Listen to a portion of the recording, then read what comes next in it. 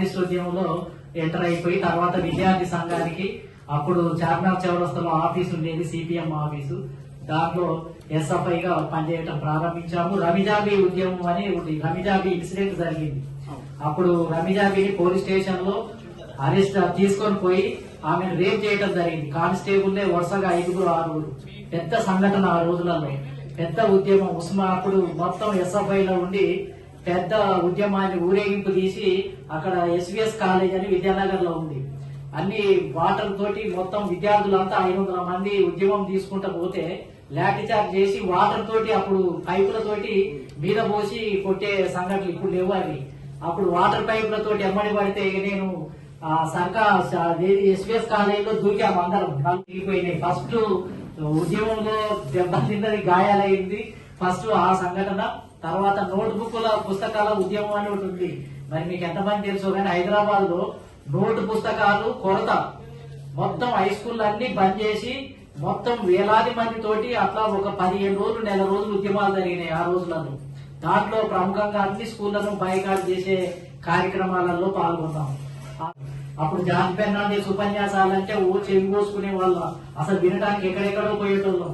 మేమందరం ఆయన ఉపన్యాసాలు ఎక్కడుంది, వారసుగుడిలో ఉందంటే వారసుగుడికి వెళ్లేవాళ్ళం, జాముస్మానియాలో ఉంది అంటే జాముస్మానియాకి వెళ్లేవాళ్ళం. ఫస్ట్ టైం మళ్ళీ నేను Nampally degree college Nampally ground లో జయప్రకాష్ నారాయణ, జగ్జీవన్ రామ్ వీళ్ళు మాట్లాడటానికి వస్తే 1,00,000 మంది తోటి బహిరంగ సభ జరిగింది. నేను ఫస్ట్ టైం జగ్జీవన్ రామును అక్కడ చూడటము, అదే విధంగా జయప్రకాష్ నారాయణ వీళ్ళందరి సమావేశాల్లో మేమందరం కూడా పాల్గొని వినటం జరిగింది. అట్లా ఇక ఒక్కొక్కటి మెల్లగా ఉండి తర్వాత ఎస్ఎఫ్ఐ సిటీ అధ్యక్షుని కావడం జరిగింది.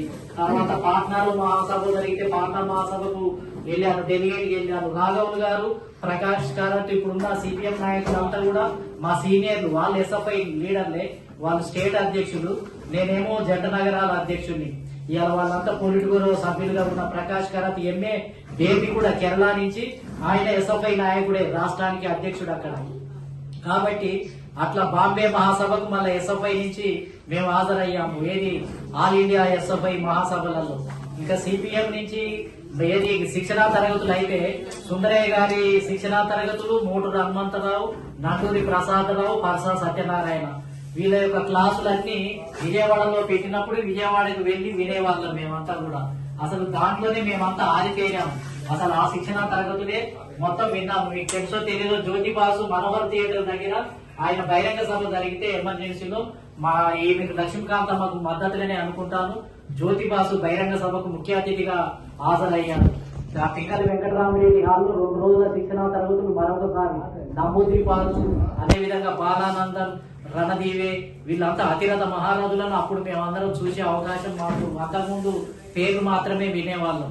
కాబట్టి ఆ విధంగా కమ్యూనిస్ట్ ఉద్యమంలో లిటరరీగా అద్భుతమైన పుస్తకాలు, మ్యాగజిన్ గోర్కీ రాసినటువంటివి, టాల్స్టాయ్ రాసినటువంటివి, అదేవిధంగా స్టాలిన్ లెనిన్ పునాదులు, లెనినిజం పునాదులు అని స్టాలిన్ అద్భుతమైన పుస్తకం, అదేవిధంగా Karl Marx communist party manifesto, ఇవన్నీ చదివే కార్యక్రమం. రాహుల్ సాంకృత్య పుస్తకం, కుల వ్యవస్థ, వర్ణ వ్యవస్థ, అదే ఈ అద్భుతమైన పుస్తకాలన్నీ నేను ఇంటర్మీడియట్ నుంచే చదవటం ప్రారంభమయ్యి డిగ్రీ ఎంఏ లెవెల్కి వచ్చేటప్పటికి అసలు లిటరలీ మొత్తం మన సాహిత్యంలో అసలు కరపత్రాలు రాయటంలో, మాట్లాడటంలో అప్పటికే ఇది ఏది డిప్లొమా ఓరియంటల్ లాంగ్వేజ్ అని ఇక్కడ నల్లకుంటలో ఒక కాలేజ్ ఉంది, మీకు తెలుసో తెలియదో. నేను ఇంటర్మీడియట్ లో ఇంగ్లీష్ ఫెయిల్ అయినప్పుడు ఒట్టుకుండటం ఎందుకని మళ్ళీ డిప్లొమా ఓరియంటల్ లాంగ్వేజ్ లో జాయిన్ అయ్యి నైట్ కాలేజ్ అది, అందులో యూనియన్ లో పాల్గొని యూనియన్ లో జనరల్ సెక్రటరీగా గెలిపొందాను కాలేజీలో.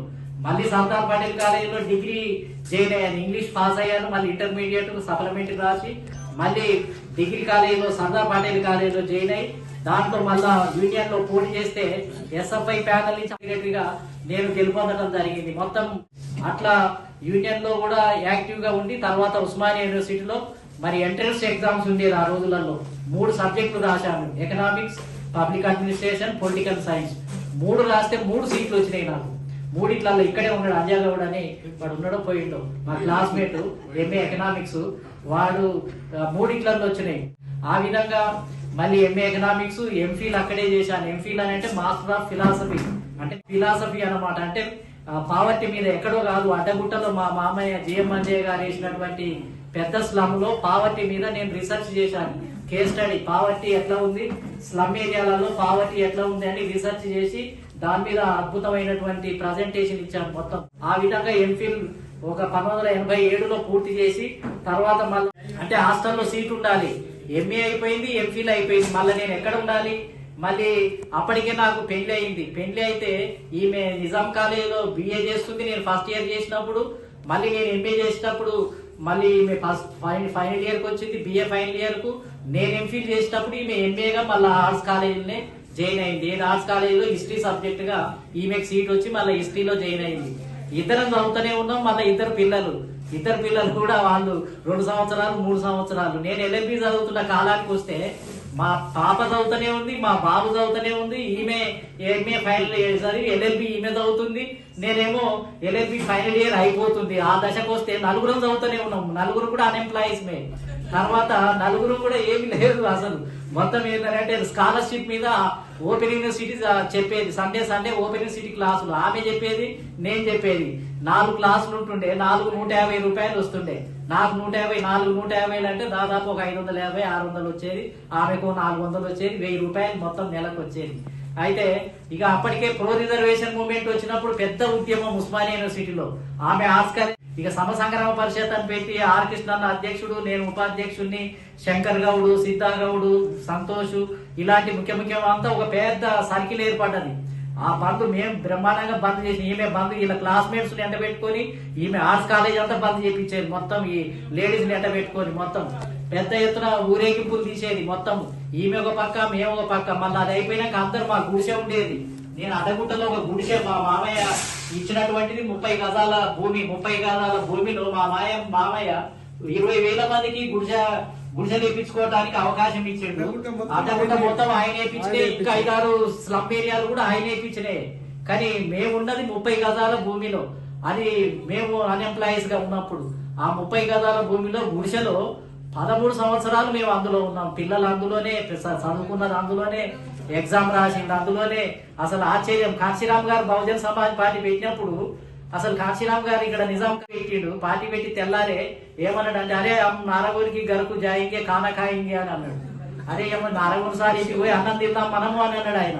ఈడ మాట్లాడుతున్నప్పుడు, ఏది ద్వారకా హోటల్లో మాట్లాడుతున్నప్పుడు ఏమనాలి, ఇక వద్దంటే బాగుండదని ఇక సరే సార్ అని చెప్పి మా మామయ్య ఇల్లు ఎదురుగానే ఉంది.